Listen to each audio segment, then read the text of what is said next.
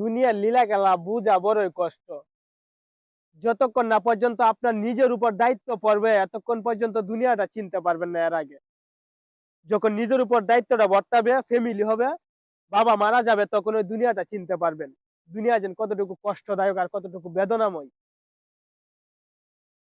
যখন বাবা দুনিয়াতে তাকিয়ে পড়াশোনা করেন, যেটাই চান সেটাই পান, তাই তো?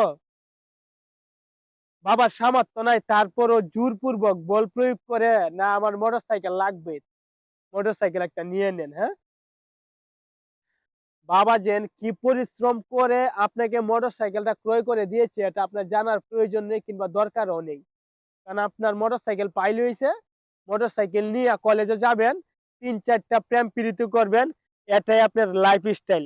আর পড়াশোনা চাঙ্গা উঠুক এটা দেখার কোনো সময় নেই। কথাটা বাস্তব কিনা? কারণ বাস্তব পরিপ্রেক্ষিতে কথাগুলা বলতেছি। এরপরে বাবা দুনিয়া থেকে উধাও হয়ে গেল।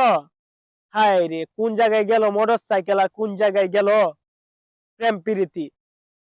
এখন নিজের পেটটা চালাইতে কষ্ট হয়ে পড়ে। এরকম বহুত এভেলেবেল ছেলেপেলে ঝরে পড়তে দেখলাম।